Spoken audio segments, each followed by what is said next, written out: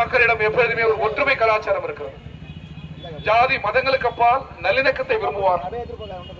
பிஜேபியும் அதிமுகவும் ஒற்றுமையை கெடுக்கிற மத அடிப்படைவாதத்தை சுமந்து வருகிறார்கள்.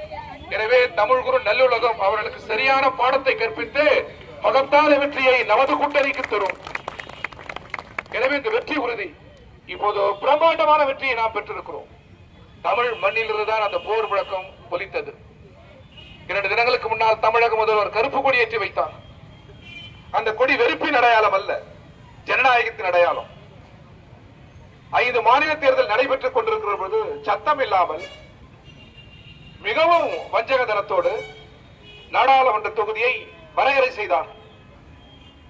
தமிழ்நாட்டின் தென்பகுதியின் எண்ணிக்கையை குறைத்து வடப்பகுதியின் எண்ணிக்கையை உயர்த்தி பெரும் அதிகாரத்தை குவிக்க நாட்டின் பிரதமர் முயன்றார்.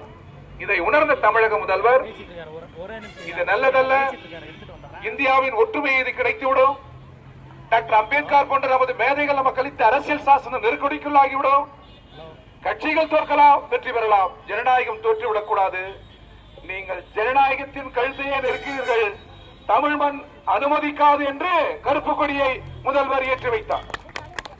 அவரது வேண்டுகோளுக்கு செவிமடுக்கவில்லை. கேரள முதல்வர், கம்யூனிஸ்ட் முதல்வர் பினராயி விஜயன் வேண்டுகோள் விடுத்தார், கேட்கவில்லை. தென்பகுதியின் கருத்தை நீங்கள் கேட்கவில்லை. நாடாளுமன்றம் கூடியது. என்ன நடந்தது? வரலாறு காணாத தோல்வியை நீங்கள் அடைந்தீர்கள். அதற்கு காரணம் தமிழ்நாடு, தமிழக முதல்வர் இருந்துதான் ஜனநாயகத்துக்கான பெரும் போர்க்குரல் துவங்கியது.